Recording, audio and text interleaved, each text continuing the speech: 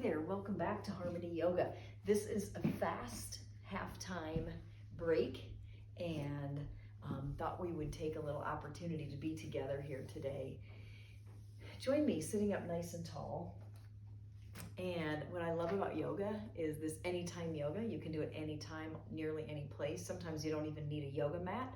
If you just have maybe a wall, and you can even be standing, you can be sitting in a conference chair. I love teaching chair yoga, but today we're going to be using our mat and a block. I'm sitting up on mine right now. Taking a comfortable seat, turning inward, and close your eyes, creating this inner silence in the midst of this craziness of the football game. The Iowa Penn State. Go Hawks. Go ahead and close your eyes and turn inward. Maybe you feel a little bit of the energy pulsating through you. Tap into that. Take a deep breath in. And fully release.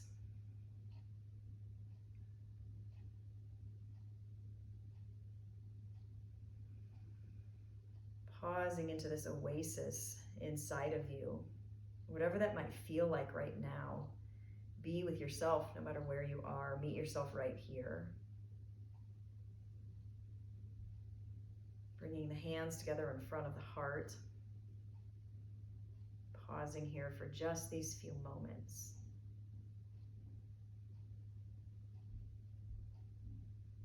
Take another deep breath in. Lift the heart. Press the hands into the heart back into the hands. And as you release the breath, release the hands, release the eyes. And let's come to standing. Coming to the front of your mat, bring your block there with you. Inhale, reach up to the sky. And exhale, bring your hands forward, moving your hips back. Inhale, back up. And this time as you come forward, stay here or bring your hands all the way down to the earth, lifting the sitting bones up to the sky, releasing the spine, the neck, and the head. Shifting your weight from one foot to the other, moving your hips side to side here. Finding whatever tension you might be finding all the way up the hip. Being present here, coming back to center. This time, press into the block or the floor and inhale halfway up. And exhale, release down. Step the right leg back to deep lunge. Move yourself forward and back here. And then hips side to side. Twist the lunge by taking the left arm up to the sky. Draw the shoulder blades together on the back. Work on trying to bring the knee over the ankle, scooting the outer hip under, and then press down through the heel like it's your job. Feel that all the way up the right or the left leg.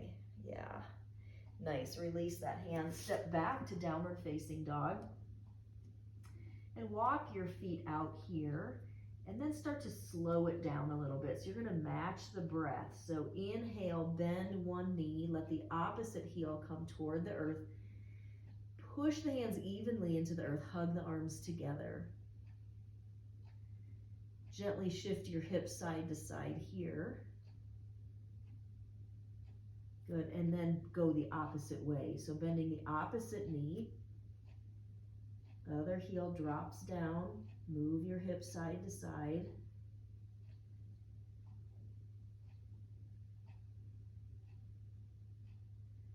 Good. Lift the right leg up to the sky. And swing that foot up between your hands and come into deep lunge on the other side. Moving yourself forward and back. And hips side to side. And then once you come back to center, push down through the left hand. Reach the right arm up to the sky. Scoot your outer right hip under. Send that energy down your right heel. Pressing down. Take a deep breath in. Breathing into those tight spots. And then exhale, release down. Step the back foot forward, forward fold. Bend the knees, reach the arms all the way up to the sky. Bring the hands to the heart here. Feel the earth beneath you. Stand firm, stand tall, reaching up through the crown of the head. On your next inhale, lift your arms up to the sky, and exhale, fold forward again. Inhale, lift halfway up, and exhale, release down. Step the left leg back to deep lunge this time. Drop the back knee down and walk the hands inside of the right ankle over to the left side. And I like to spread my hands out, coming up onto my fingertips. Then bend the elbows, let your heart reach toward the earth. Humble pose. Releasing the heart, but keeping the hips lifted. You can challenge yourself by straightening the back leg. Either way.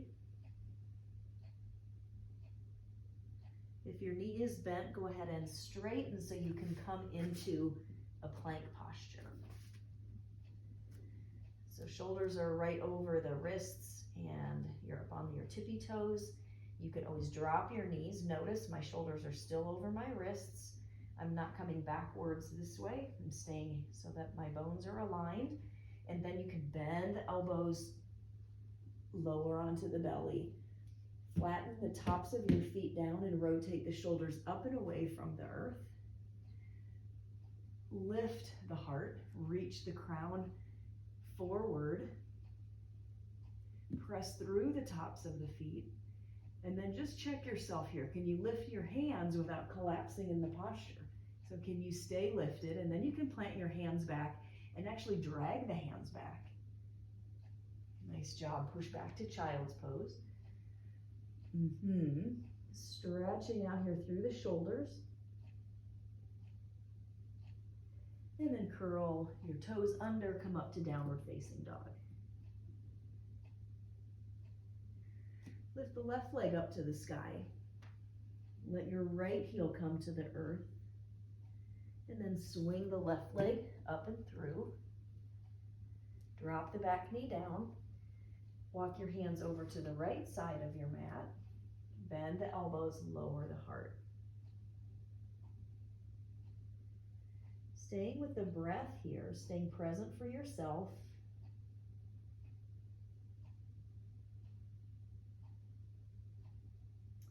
Straightening the back leg for an extra challenge. And then you're going to want to straighten that back leg so you can step forward, forward fold. Bring your hands to your hips, elbows to the sky. Inhale and rise. Take a wide stance on your mat. To start out with, make your feet parallel and see if you can take your feet out so that the ankles are right under your wrists. It might be a little bit hard for you to see for yourself, but if you dropped a sinker from your wrist, would it hit your ankle? Then turn your right toes toward the front end of your mat. Bend into the right knee, but let's take the knee over toward the little toe side of the foot. Move the thighs back and scoop the tailbone. Lift and open the heart and then look over the right hand. Warrior two. Feel the groundedness of the feet, the firmness of the legs. The muscles are hugging to the bones. And then reverse this. So stay just like that with the legs, but bring the left hand down the left leg.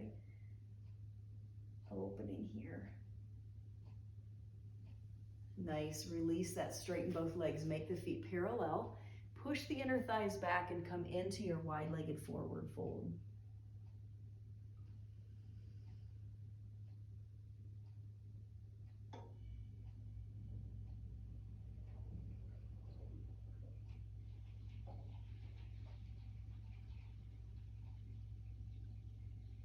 Inhale, lift halfway up and all the way up. And let's go to the other side. So left toes toward the short end of your mat. Bending into the left knee. Move the thighs back and scoop the tailbone down. So the spine is tall. We're creating space in the spine. Turn and look over the left hand. Feel all four corners of both feet firmly planted and the legs are firm and solid and stable. lifting and opening the heart, staying with the breath. Good. On your next inhale, take the right hand down the right leg, left arm up to the sky. Can you still stay bent? The tendency was to want to start to straighten the left leg, but can you stay bent in the left knee?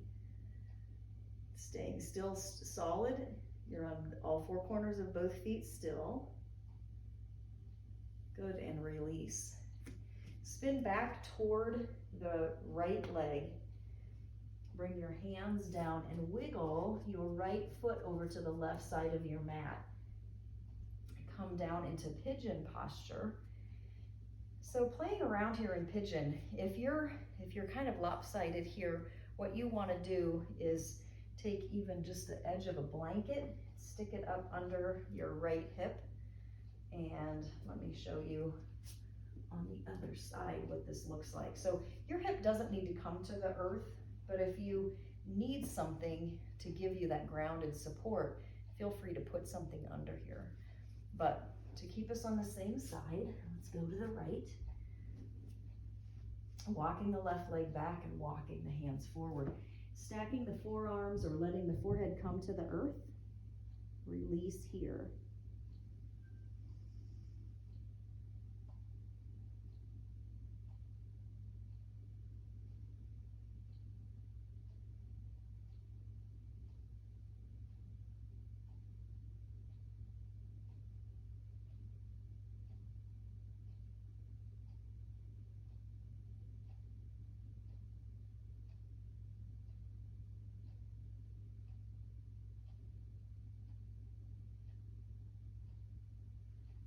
Walk yourself back up. And let's switch to the other side. So the right leg goes back. We're bending into the left knee. The left ankle is right over by the right hip.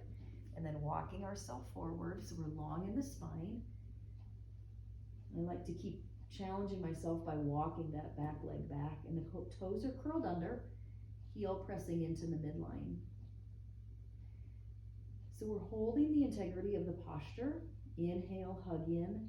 Exhale, release a little more. So we're not collapsed in the posture per se.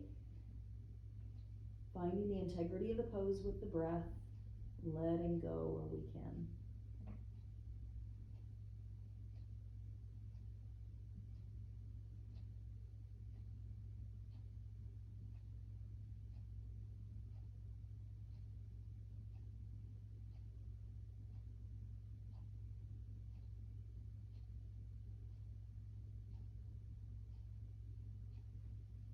Walk yourself up, take that back leg around and come down onto your back.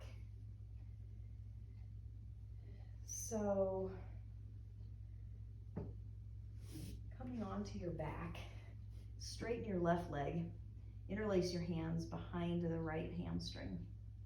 Release the head to the earth. Push up through the right heel. Push the hamstring into your interlaced hands. So there's probably sensation going on right here, so you don't need to go any farther. For just this moment, we're lifting the low back up off the floor, pressing into the hands. Stay here for one more breath. And if you want additional sensation, slowly take the heel over toward the left and pause, still pressing the thigh into the hands. Still extending up through the heel. Take one more breath here. Slowly come back to center. Release the hands. Slowly let the leg come down. Finding the earth. Pausing here for a breath. Noticing the difference between your right and left legs. Feel the length we've created on the right side. And then keep the right side rooted. So the right heel presses down to the earth.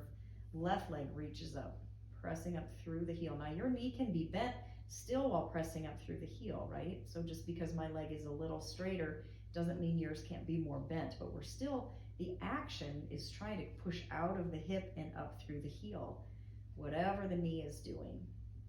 And we're trying to rock the low back up off the floor. So we're tilting the pelvis in a way that is rooting down into the earth with the hip area. Go ahead, stay one more breath, staying present for yourself. And if you want more sensation, take that heel right across the body, just a couple inches even. Feel what there is to feel there. Pause with the breath.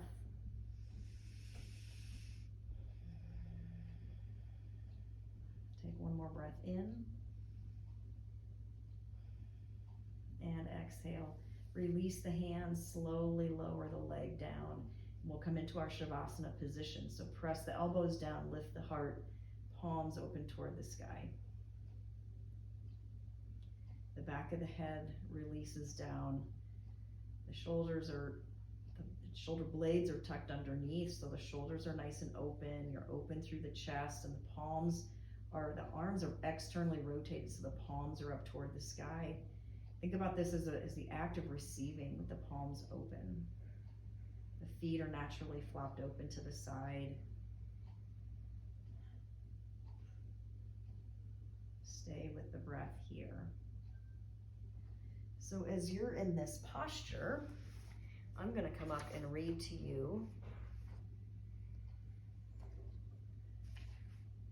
from Sutol. She says, "It is in the quiet that we are replenished, renewed, and recharged for the demands of our lives. We connect with our true source of energy and inner wisdom. We need the silence in order to have a rich emotional and spiritual life. Our souls yearn for the refreshing relief of silence. But it takes courage to have the self-discipline to pause each day in the oasis of silence.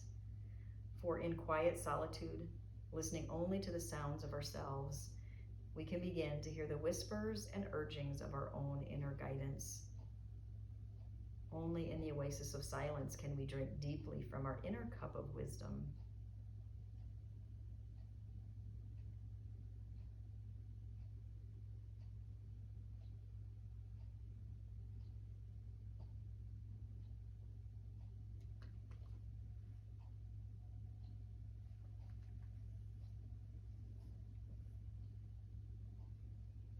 Begin making small movements with your toes and your fingers.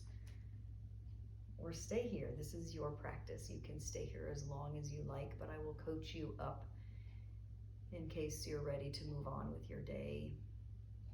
Taking the bliss and the joy and the benefits of this inner silence with you, so you can become more grounded, more fully present for those around you. Go ahead and wiggle the toes and the fingers and the legs and the arms, and then hug the knees into the chest. Roll on to the right side, and go ahead and push yourself up to a seated position.